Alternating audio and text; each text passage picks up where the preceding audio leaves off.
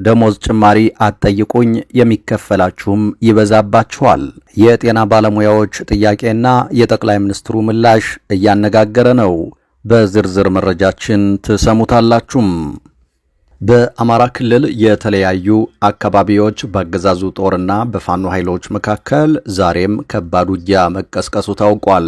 የአገዛዙ ኃይል በኢትዮ ሱዳን ኮሪደር ከፍተኛ የኃይል ስምሪት እያደረገ እንደሚገኝ ሲታወቅ፣ የፋኖ ኃይሎች በበኩላቸው በክልሉ የብልጽግና ባለስልጣናት ላይ ጥቃት ከፍተናል ሲሉ አስታውቀዋል። በአማራ ክልል 2 ዓመታትን ያስቆጠረው ጦርነት ዛሬም የቀጠለ ሲሆን የጦርነቱን ሁኔታ በተመለከተ የዛሬ መረጃዎችን አጠናቅረን ይዘናል፣ ትሰሙታላችሁም። በመላው አዲስ አበባ የሚገኙ መምህራን ለነገ መቅረትም ሆነ ማርፈድ የማይቻልበት ቀጠሮ ተጠርተዋል። ከሰሞኑ በሺዎች የሚቆጠሩ የጤና ባለሙያዎች የመብትና የዳቦ ጥያቄ በማንሳት በመላው ኢትዮጵያ በቅርብ ዓመታት ታይቶ የማይታወቅ የተናበበ እንቅስቃሴ በማድረግ ላይ እንደሚገኙ ይታወቃል። ለመንግስት የሰጡት የ30 ቀን ቀነ ገደብም በዛሬው ዕለት አብቅቷል። መምህራኑ ለነገ በአዲስ አበባ ቀጠሮ የያዙበት ከባድ ጉዳይ ምን ይሆን? በዝርዝር መረጃችን ትሰሙታላችሁ። ሰላም ጤና ይስጥልን። በመላው የዓለም ክፍል ሆናችሁ ዝግጅታችንን የምትከታተሉ ክቡራትና ክቡራን የኢትዮስ ሚዲያ ቤተሰቦች እንደምን ቆያችሁ? እነሆ ከተለያዩ ታማኝ መረጃ ምንጮች የደረሱንን አዳዲስ መረጃዎች ይዘን ቀርበናል። ለቻናላችን አዲስ የሆናችሁ ካላችሁ ሰብስክራይብ አድርጉ። ቪዲዮውንም ላይክ እና ሼር በማድረግ ጀምሩ። በቀጥታ ወደ መረጃዎቹ አለፍን። እስከ መጨረሻው ተከታተሉን። የጤና ባለሙያዎቹ ተቃውሞ በእንጭጩ ካልተቀጨ አድማው ወደ ሰራዊቱም ሊዛመት ይችላል ተባለ። የጥቁር አንበሳ ሆስፒታል ዶክተሮች ስራ ጥለው ወጥተዋል። መንግስት በአስቸኳይ የጤና ባለሙያዎች ወደ ስራ እንዲመለሱ ጥሪ አቅርበዋል። እየራበን ማስተማር አንችልም፣ መምህራንም ተቃውሞውን ተቀላቅለዋል። ጥቁር አንበሳን ጨምሮ የአብዛኛው ሆስፒታል ሰራተኛ ባለሙያዎች ስራ ጥለው ወጥተዋል። የጤና ባለሙያዎቹ የጠሩት የሥራ ማቆም አድማ በዛሬው ዕለት በመላው ሀገሪቱ ተጀምሯል። መንግስትም የጸጥታ ኃይሎችን በማሰማራት ዶክተሮቹ ወደ ሥራ ቦታቸው እንዲመለሱ ለማድረግ ጥረት መጀመሩ ቁጣን ቀስቅሷል። ላብነትም በጥቁር አንበሳ፣ በጎንደርና በባህር ዳር ፈለገ ሕይወት አጠቃላይ ሆስፒታሎች የጤና ባለሙያው ወደ ሥራ እንዲመለስ በጸጥታ አካላት ማስፈራሪያና ዛቻ እየደረሰበት መሆኑን ምንጮች ገልጸዋል። በተለይም በአዲስ አበባ የጥቁር አንበሳ ሆስፒታል ዶክተሮች በዛሬው ዕለት በመጀመሪያው ቀን የአድማ ውሎ ሆስፒታሉን ለቀው መውጣታቸው በመንግስት ዘንድ ትልቅ ድንጋጤ ፈጥሯል። ሆስፒታሉ ረፋድ ላይ ባወጣው መግለጫም ዶክተሮቹ በአስቸኳይ ወደ ሥራ እንዲመለሱ አሳስበዋል። አድማውን የጠሩት የጤና ባለሙያዎቹ ማስፈራሪያና ዛቻ እየደረሰብን ነው ያሉ ሲሆን በማስፈራራት ሕክምና መስጠት አይቻልም፣ እናንተ ገብታችሁ ታክሟቸው እንደሆነ እናያለን የሚል ምላሽ ሰጥተዋል። በባህር ዳር ፈለገ ሕይወት ሆስፒታል እንዲሁም በጎንደር ዩኒቨርሲቲ አጠቃላይ ስፔሻላይዝድ ሆስፒታል አድማ የመቱ የጤና ባለሙያዎች በአስቸኳይ ተመልሰው ሪፖርት እንዲያደርጉ ተጠይቀዋል። ለዚህም ዩኒቨርሲቲዎቹ አስተዳደራዊ እርምጃ እንደሚወስዱም ዝተዋል።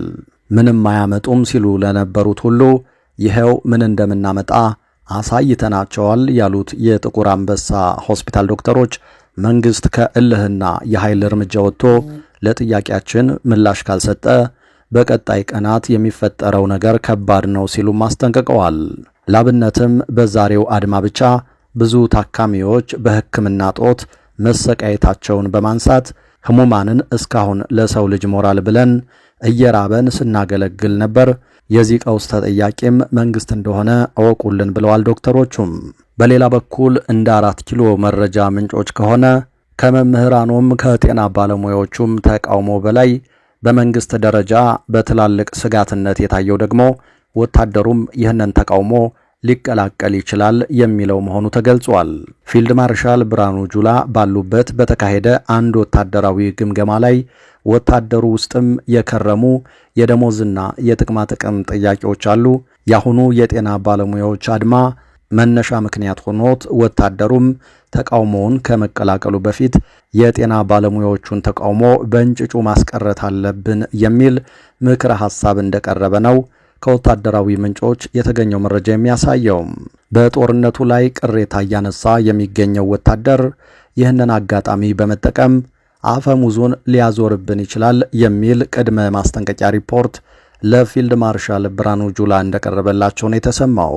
የዚህ ሁሉ ጣጣ መነሻው የጤና ባለሙያዎች ናቸውና ሌላውን ሊያስተምር የሚችል እርምጃ በመውሰድ አድማውን ማስቀረት ካልተቻለ ነገሮች ከቁጥጥራችን ውጪ ይሆናሉ የሚለው ሪፖርት እንደቀረበና እርምጃ እንዲወሰድ አቅጣጫ እንደተቀመጠም ምንጮች ገልጸዋል። አብይ አህመድ ወደ ስልጣን በመጡባቸው የመጀመሪያ ወራቶች እንዳደረጉት ሁሉ የጤና ባለሙያዎችን ሰብስበው ማወያየታቸው የሚታወቅ ሲሆን ውይይቱ ላይ ጠቅላይ ሚኒስትሩ የቀረቡላቸውን ጥያቄዎችና የሰጧቸው ምላሾች ለአንዳንዶች ተስፋ አስቆራጭ ነበሩ በማለት የሚቀጥሉት የስብሰባው ተሳታፊ የነበሩት አስተያየት ሰጪዎች እኛ ግልጽና ቀጥተኛ ጥያቄ ስናቀርብ እሳቸው ውስብስብና ዙሪያ ጥምጥም መልስ ይሰጡ ነበር ካሉ በኋላም ጠቅላይ ሚኒስትሩ ተገቢ ምላሽ ከመስጠት ይልቅ የጤና ባለሙያውን ጥያቄ ማራከስና ባለሙያውን መሳደብ ላይ ሲያተኩሩ ሁላችንም ተደናግጠን ነበር ይላሉ። የአሳ ግማቱ ከጭንቅላቱ ይጀምራል እንደሚባለው አሁን ላይ ከላይ እስከታች የመንግስት መዋቅር ለጤናው ዘርፍ እያሳየ ያለው ንቀትና ክብረ ነክ የሆነ መስተንግዶ የዚሁ ጠማማ አስተሳሰብና ስሁት መንግስታዊ ትርክት ውጤት ሳይሆን አይቀርም ሲሉ ነው ሰሞንኛውን ቸልተኝነት የሚገልጹት። ጠቅላይ ሚኒስትር አብይ አህመድ በዚያ ሐኪሙንም ሙዚቀኛውንም መምህሩንም የግብርና ባለሙያውንም ቤተ መንግስት ድረስ እየጠሩ ስልጠና ካልሰጠሁ በሚሉበት በግንቦት 2012 ወደ 4 ኪሎ የመጋበዝ ተራው የጤና ባለሙያዎች እንደነበር የሚጠቅሱት የስብሰባው ተሳታፊዎችና አሁን ከሰልፉ አስተባባሪዎች መካከል እንደሆኑ የሚጠቅሱት አስተያየት ሰጪዎቹ የጤናው ዘርፍ ልዩ ትኩረት ይፈልጋል፣ የሕክምና ቁሳቁሶች ያለ ቀረጥ የሚገቡበትና በከንቱ የሚያልፍ ነፍስ እንዳይኖር እናደርግ፣ ባለሙያው ከገንዘብ ሕዝብ ይሻላል ብሎ የአውሮፓና አሜሪካ ኑሮን ትቶ ሲመጣ እየተገፋ ነው። ፍላጎቱን ባታሟሉ እንኳን ቢያንስ አትግፉት። ሙያው ሕክምናን ለማጥናት ከሚያጠፋው ዕድሜና ከምርቃት በኋላም ስራ ላይ ከሚታየው ፈተናዎች ጋር የሚጣጣም ቢያንስ ወላጆችን ልጆች ፊት አንገት የማያስደፋ ደሞዝ ይከፈል፣ ጥቅማጥቅሞችም ይከበሩ የሚሉና መሰል ግልጽ ጥያቄዎች ቀርበው እንደነበር ያስታውሳሉ።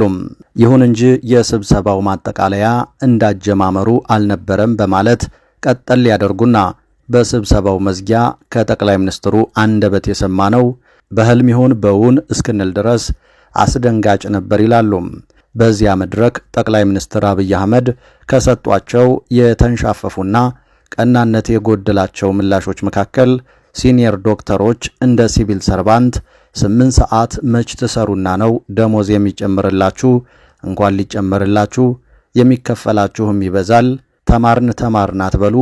አውሮፓና አሜሪካ የምትፈለጉት እናንተ ብቻ ሳትሆኑ እኛም የኮምፒውተር ባለሙያዎች ነን። የደሞዝ ጥያቄ የእናንተ ብቻ ሳይሆን እኔም ጥያቄ ያለኝ ሰሚ አጣሁ እንጂ የሚሉ በፌዝ በብስጭትና አለፍ ሲልም በበታችነት ስሜት ወለድ ቅናት የታጀቡ የተንሸዋረሩ ምላሾች ነበሩ ሲሉ ካስታወሱ በኋላ አሁን በግልጽ እየተደረገ ያለው የጤና ባለሙያውን መበቀልና የወደፊቱ ትውልድ ሐኪምና ዶክተር መሆን እንዲጸየፍ የማድረግ ሥራ ነው ሲሉ በምሬት ይገልጻሉ። ያለፈውን 1 ወር ሙሉ የዘለቀውን የጤና ባለሙያዎች ማስጠንቀቂያና የሥራ ማቆም አድማ ጥሪ የተከታተሉ ስማቸው እንዳይጠቀስ የፈለጉ አንድ ከፍተኛ የመንግስት ኃላፊ ጉዳዩን ሲያብራሩ መንግስት ከጤና ባለሙያዎች ጋር እልህ ውስጥ ገብቷል ይላሉ። ይህ ደግሞ እንደ እውነቱ ከሆነ ከመንግስት የሚጠበቅ ባይሆንም በሚያሳዝን ሁኔታ እየሆነ ያለው ግን እንደዚህ ነው ካሉ በኋላ መንግስት ጉዳዩን ለማዳፈን እያደረጋቸው ያሉ ተከታታይ ስብሰባዎችም የዚሁ ቅጥያ ናቸው ሲሉም ያክላሉ።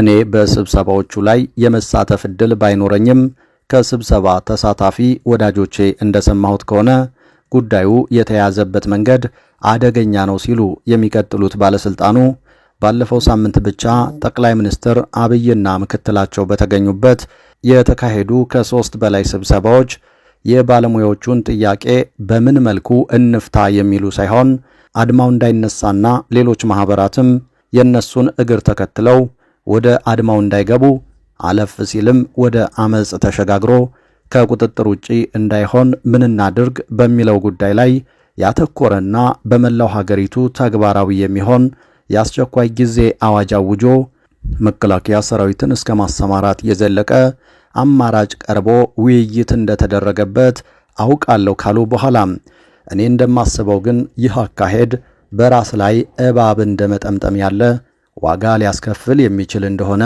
አምናለሁ ሲሉም ያክላሉ።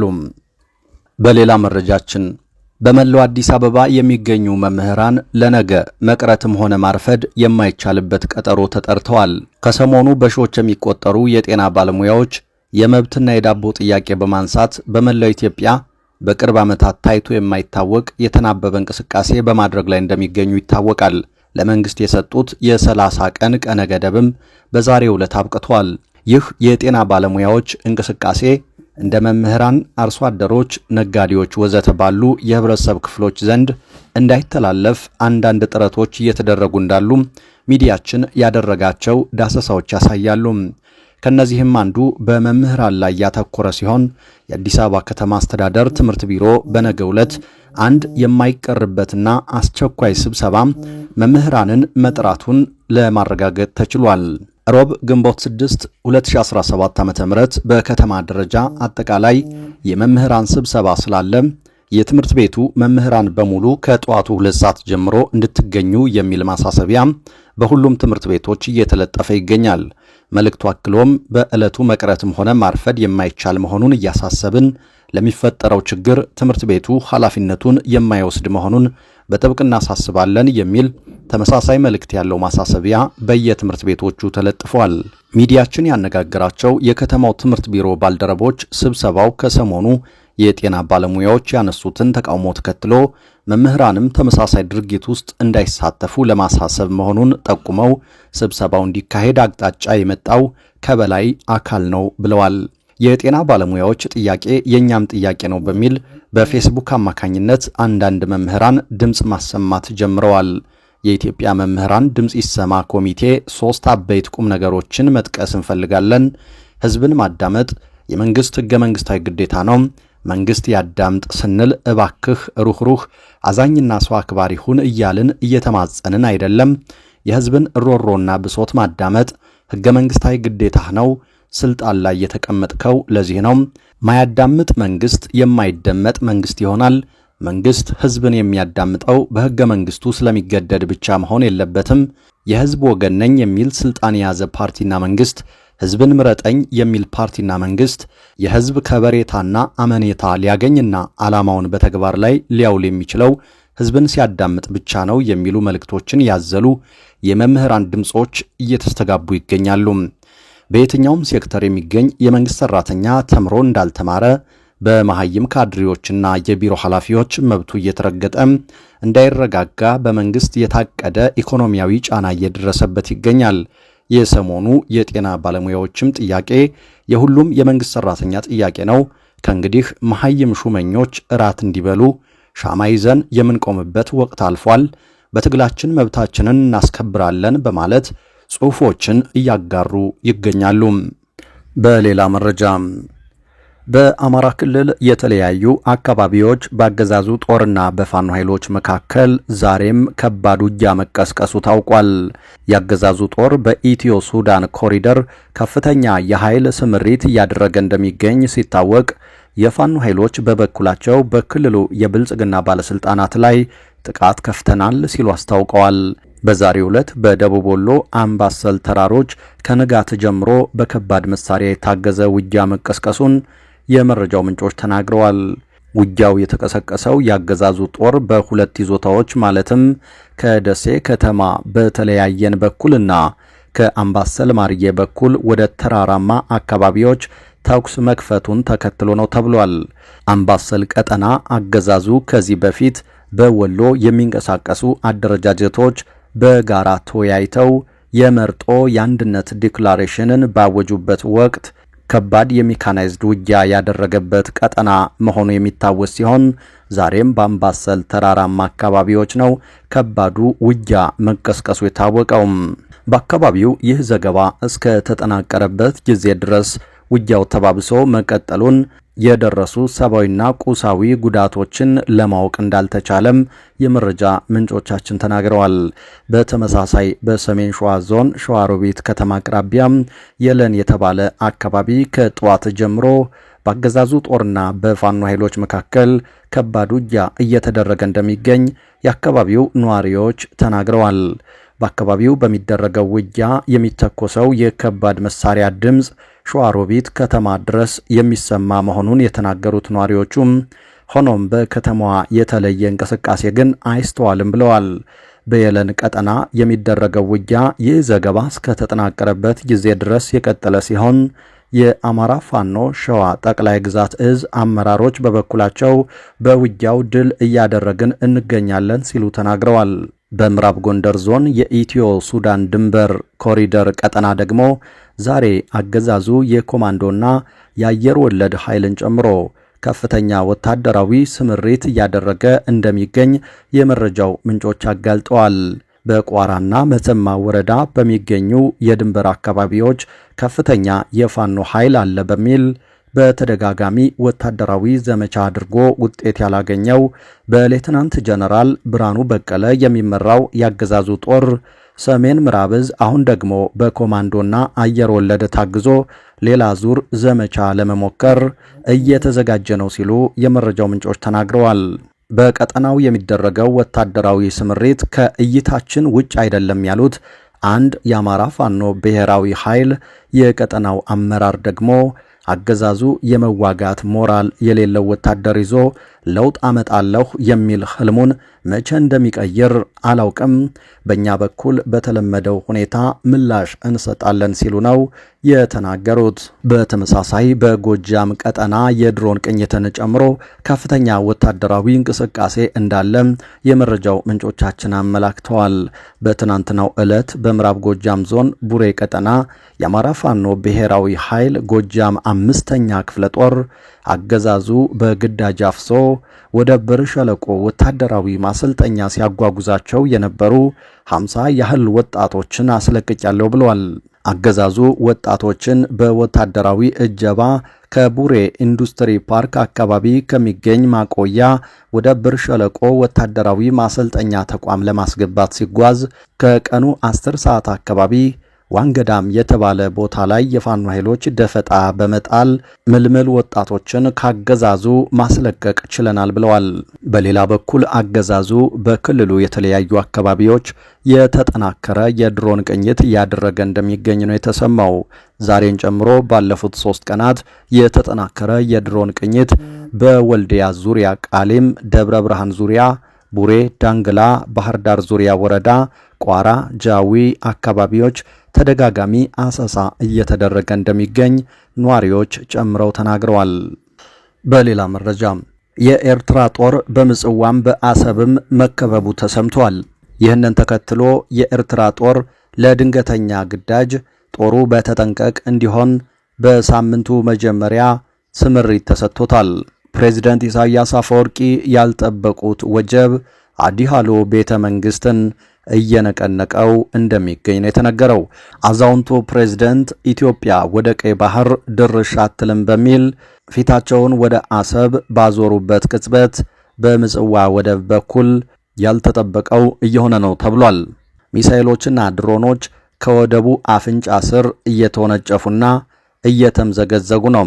ኢትዮጵያውያን የተሰውለት ብርጋዴር ጀነራል ተሾመ ተሰማ ሽጉጣቸውን የጠጡለት ምጽዋ በድሮን ጢስ ታውኳል። የቻይናና አረብ ኤሚሬትስ ሰራሽ መሳሪያዎች በምጽዋ ሰማይ ላይ እያንዣበቡ ነው። በአሰብ በኩል ደግሞ የብልጽግናው ጦር እየቀረበ መሆኑን መረጃዎች እያመለከቱ ነው። የኢትዮጵያና የኤርትራ ጦር በአሰብ በኩል በመድፍ ርቀት ባሉበት ሁኔታ ፍጥጫው ካሁን አሁን ፈነዳ በሚል እየተጠበቀ ሲሆን ቀድሞ የምጽዋው ፍጥጫ ከእጅ ያመለጠ ብርጭቆ ሆኗል ተብሏል። ወትሮም የሰላምን ጣዕም የማያውቀው የአፍሪካ ቀንድ ቀጠና አሁን ደግሞ ወደ ሌላ ቀጠናዊ ትርምስና ጦርነት ሊያመራ በኦቦ ሸማኔ ፍጥነት እየተምዘገዘገ መሆኑም እየተነገረ ነው። የሱዳኑ ጦርነት ቀጠናዊ ጦርነት ወደ መሆን እየተሸጋገረ ስለመሆኑ ተጨባጭ መረጃዎች ወጥተዋል። የኢትዮጵያው አገዛዝ ህወሓት፣ ኤርትራ እንዲሁም ደቡብ ሱዳንና ቻድ በዚህ ጦርነት እጃቸውን እያስገቡ እንዳለ ከተሰማ ከርሟል። እዚህ ጋር የኢትዮ ኤርትራን ፍጥጫ ስናክልበት በእርግጥም ቀጠናው ከድጡ ወደ ማጡ እየተምዘገዘገ እንደሆነ ግልጽ ይሆናል። ክቡራትና ክቡራን አድማጭ ተመልካቾቻችን ለዚህ ሰዓት የደረሱን አዳዲስ መረጃዎች እነዚህ ነበሩ። ከቆይታ በኋላ በሌሎች መረጃዎች ድጋሜ እንገናኛለን። እስከዛው በያላችሁበት ሰላም